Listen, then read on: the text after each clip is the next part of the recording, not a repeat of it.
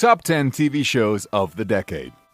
The world of television in this decade isn't the same or even the slightest bit similar to the last one. So here we bring out our list of the top 10 TV shows of the decade.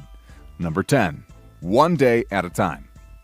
A significant amount of the decade's best sitcoms were single-camera comedies like 30 Rock, recorded without the live studio crowd numerous exemplary series utilized. However, the giggling-filled multi-camera parody isn't dead, it's simply advancing. And no series exemplified the work of art over, at some point, a change of the 1970s Norman Lear series currently centered around a Cuban-American family in Los Angeles. Cutting-edge take on blending satire and social issues, the series' most significant strength is the glow pervaded in every scene. Its energetic fan base aided to make it the lone series in its history to leap from a streaming stage to digital TV, a move that will ideally keep it on the air into the 2020s. Number 9. Fargo. FX's American Horror Story might be generally answerable for the momentum blast in the Treasury series, yet none have dominated the configuration like Fargo. Each season riffs on the 1996 Coen Brothers film in its specific manner, depicting an independent story that is still personally identified with the more noteworthy series. The aw-shucks Midwestern energy is rarely absent, nor is the incredible projecting that has given us a continually developing rundown of marvelous exhibitions from entertainers, including Allison Tolman, Martin Freeman, Kirsten Dunst, Ewan McGregor, and Gene Smart. Number 8. Twin Peaks: The Return. The most remarkable pattern of the last 50% of this decade has been the reboot/restoration/revamp. As Hollywood starts to put more resources into tapping things that have already been made rather than creating new stories, see Disney+, when bringing a mature cast back for an old story, nobody succeeded how David Lynch did when creating 18 new scenes of his hit in the 1990 ABC series, Twin Peaks. Mind-bending, close to ridiculous, and maybe better than the first, The Return set to go out against fan expectations and was twice as remunerating. Number 7. Atlanta. Donald Glover's dating series about Earn Marks, played by Glover, a school dropout and a father attempting to ascend the monetary stepping stool as supervisor, for his rapper cousin Alfred, played by Brian Tyree Henry, is the best contention around for auteur TV. Albeit a half-hour parody, Atlanta opposes classification, swinging between uncontrollable laughter scenes and straight-up shocking tales without the whiplash in between. Glover chooses to return for new seasons, ideally soon. At whatever point, I have confidence he'll think of something new and brilliant to eat it up. Number 6. Alias Grace. Underseen and underestimated, this transformation of a favorite Margaret Atwood novel far outperforms its more famous cousin, Hulu's The Handmaid's Tale.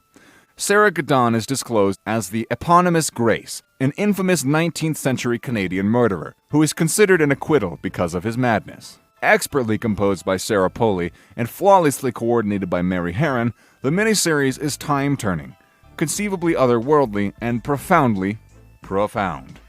Regardless of whether you've perused Atwood's incredible book, it will amaze you. Number 5. Key and Peele. This sketch satire series would be worldwide if the solitary thing it did was acquaint us with Keegan-Michael Key and Jordan Peele, two inconceivably capable comedians who have since gone on to gigantic careers. However, Key and Peele was something other than the beginning square for its stars. It was an amusing and savvy series that caught an underrepresented perspective.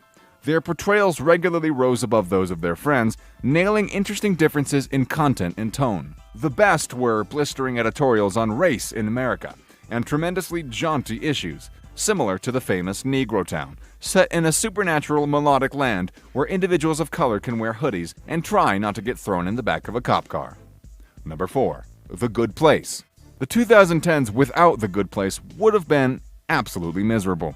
Another champ from Shore, the existential eternity satire constantly shocks and entertains. Taking into account how notable it is for its everyday philosophical story, it's not difficult to fail to remember that Great Place is additionally the home of 1,000 jokes. You do the hokey nokey and you get yourself some food. Bayonet in the Jets, the heading at the creation configuration offers sublime blink-and-you'll-miss-it visual humor. The entertainers have produced characters and shows that stay consistent with their center amid many psyche failures. Number 3. Crazy Ex-Girlfriend. A blend of rom-com, psychological wellness show, and goodness, no doubt, unique tunes every week, Crazy X was a demonstration that numerous lesser series couldn't keep up for one season, significantly less than 4 widely praised ones. In any case, it was far beyond a young lady who followed a former sweetheart in the nation over. The circumstance is much more nuanced than that. Number 2. Justified. Brutal, clever, sickening, charging, and turbulent, FX's wrongdoing dramatization about a Kentucky U.S. Marshal, Timothy Oliphant, at his generally enchanting with his work ethic, reliably transcended its cop show rivals. The series is loaded with the sort of fascinating heroes and miscreants, especially the hyper Boyd Chowder, played with panache by Walton Goggins you'd anticipate from anything dependent on a story with a fantastic essayist Elmore Leonard.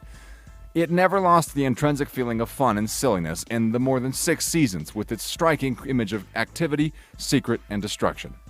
Before we get to the number 1 in our list, here are a few honorable mentions. Veep.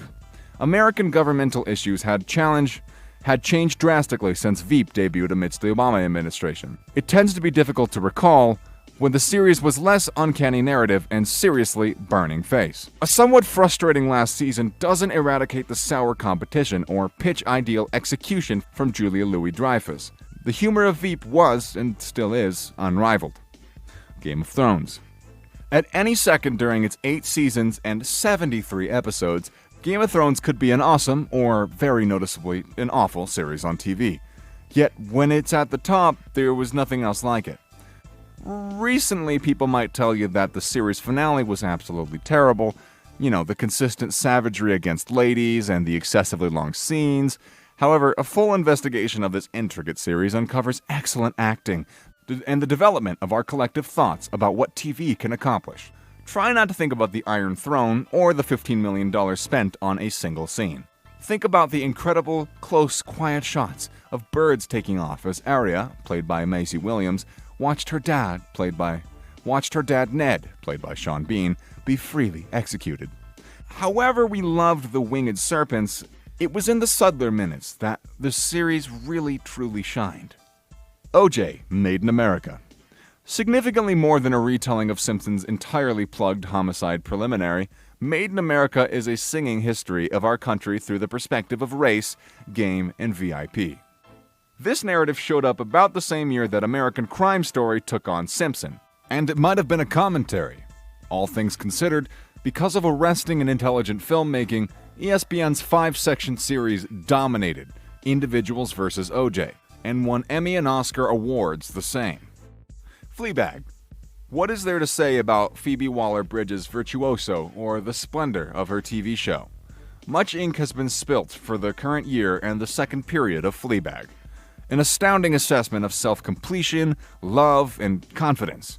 Its first, undeniably more under-the-radar season in 2016 was definable as a personal study. It was riotously entertaining and coming-out party for perhaps the best craftsman working in Hollywood at the moment. Here's to more Phoebe in the 10 years to come. The Leftovers. Regardless of whether the tone of this predominantly serious series isn't your style, it's challenging to disregard the degree of creativity expressed in its more than 3 seasons. From co-makers Damon Lindelof and Tom Perrotta, 2% of the world's populace vanishes without reason. However, the story isn't in secret, yet as a result, the wrecked individuals aren't compelled to continue to face a daily reality that doesn't bode well. Superbly planned to a certifiable that felt progressively silly and tumultuous. Extras inclined towards falsity over its 3 short seasons, improving nearly every scene and finishing in a lovely finale, with a show-stopping execution from Carrie Coon that will not be topped at any point soon. Finally, we have number 1, The Americans. Over its 6 seasons, the Soviet government's operative dramatization was commendable in its acting, especially from Kerry Russell, composition, coordination, music decisions, hairpieces, and plenty of other things. It was also intelligent, keen, exciting, and surprisingly clever now and again. The series actually wrapped up very satisfyingly. It had the option to end on a remarkably good note in 2018, an accomplishment that few series have ever seen. This just concretes it as an absolute treasure and classic of the decade. So, that's all for today's video, guys. I hope you found this one interesting, and until next time, stay tuned to our channel for more amazing videos.